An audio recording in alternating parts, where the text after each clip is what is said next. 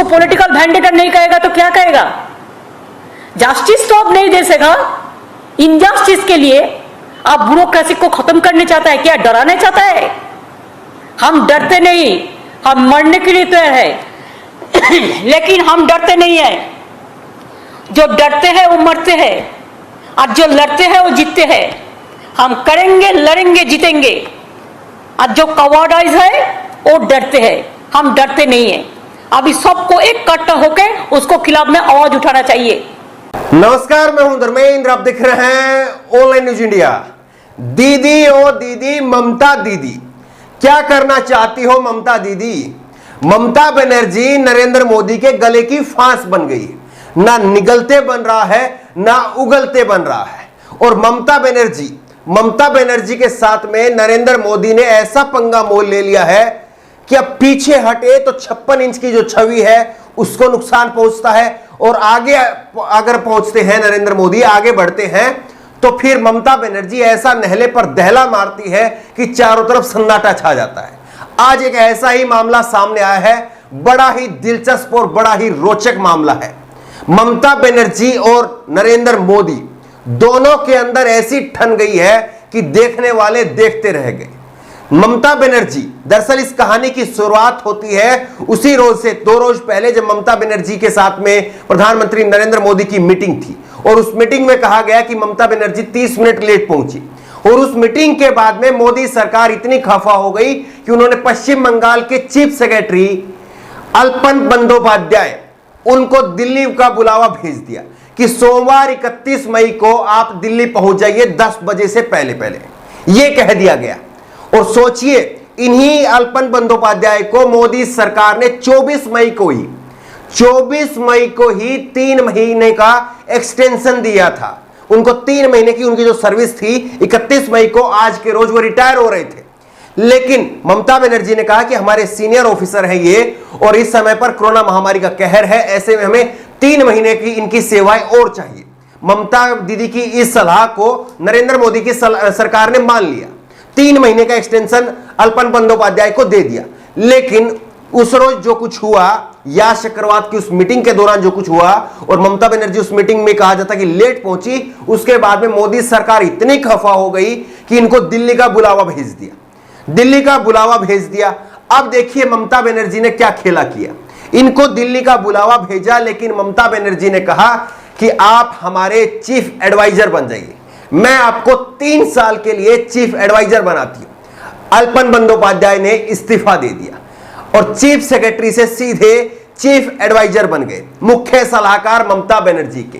एक तरफ नरेंद्र मोदी की सरकार उनको दिल्ली ला करके सजा देना चाहती थी, कहना चाहती थी कि आप दीदी के इशारों पर इतना क्यों काम करते हैं, आप नरेंद्र मोदी के सम्मान में वहां पर क्यों नहीं आए, क्यों 30 मिनट तक की देरी की गई। ये तमाम तरीकों से उनको अपमानित करना चाहते थे। लेकिन ममता बनर्जी उनके साथ में साए की तरह से खड़ी रही, और ममता बनर्जी ने कहा कि मैं 3 साल के लिए आपको चीफ एडवाइजर, मुख्य सलाहकार के रूप में नियुक्त करती हूं। नहले पर दहला मार दिया।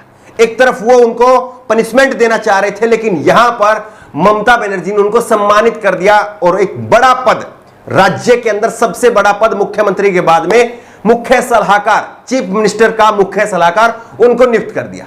तो देखिए किस तरह से ममता बनर्जी ने साफ कर दिया है कि वो डरने वाली नहीं है। और ममता बनर्जी ने अपने इरादे भी जाहिर कर दिए हैं कि हम लड़ेंगे, और लड़ेंगे, लड़ करके हम जीतेंगे भी। ये भी उन्होंने कह दिया है, हम डर करके पीछे हटने वालों में से नहीं है, ये ममता बनर्जी ने कह दिया है। लेकिन मोदी जी की पॉलिटिक्स को आप समझिए, मोदी जी की राजनीति, मोदी जी का अहंकार, मोदी जी के आत्मसम्मान वो कैसा है, उसको कैसे कैसे ठेस पहुंच जाती है, उसके बाद में वो कैसे कैसे काम करते हैं, इस बात को आप समझिए।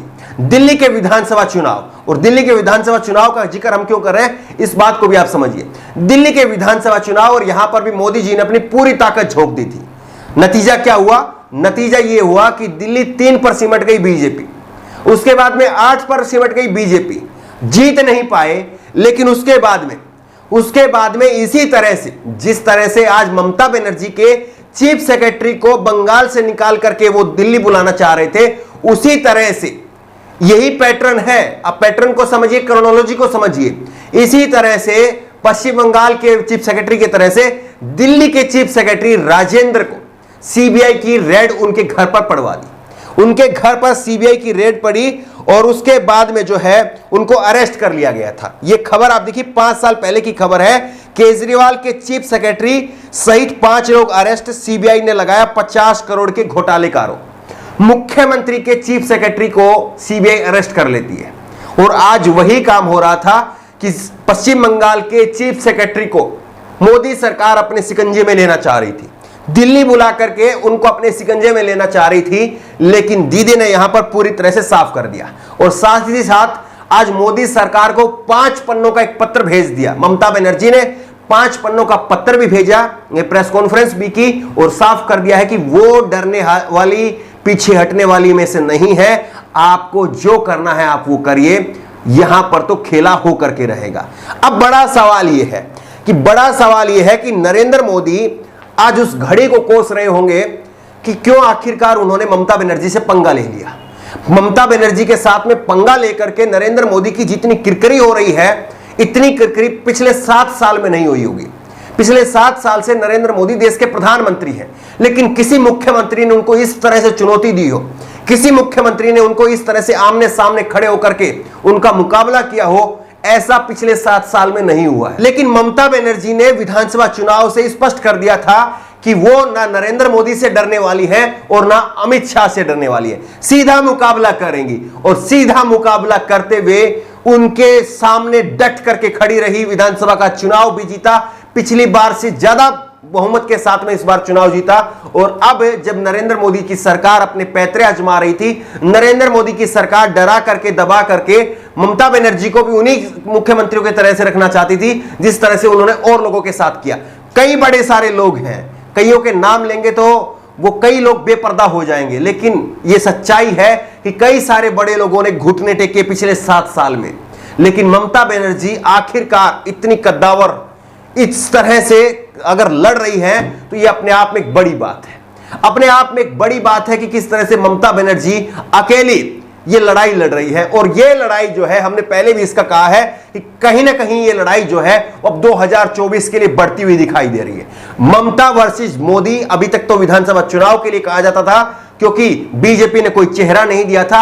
अब ये ममता वर्सेस मोदी का जो पोस्टर है, ये पोस्टर 2024 तक चलेगा, ये फोटो 2024 तक चलेगा ममता वर्सेस मोदी का। क्योंकि इस बार लग रहा है कि मोदी सरकार पीछे हटेगी तो उस सरकार की 56 इंच की जो छवि है वो अपने आप में ध्वस्त हो जाएगी। और आगे बढ़ती है तो आगे दीदी ऐसे ऐसे पत्ते लेकर के बैठी हुई है कि जब उनको फेंकती है तो आगे से सरकार की किस्मत और सरकार का भाग्य, सरकार की छवि, सब कुछ पलट जाता है। बहरहाल जिस तरह से पश्चिम बंगाल का जो ताजा प्रकरण हुआ है जिसमें चीफ सेक्रेटरी को चीफ एडवाइजर बनाया है ममता बनर्जी ने, इसको लेकर के आपकी राय क्या है? नीचे कमेंट बॉक्स में अपनी राय जरूर दें। और इसी तरह की तमाम खबरों के लिए ऑनलाइन न्यूज इंडिया को सब्सक्राइब करें, साथ में जो बेल आइकन है घंटी उसको जरूर दबाएं ताकि जैसे कोई वीडियो अपलोड करें उसकी नोटिफिकेशन आपको तुरंत मिल सके।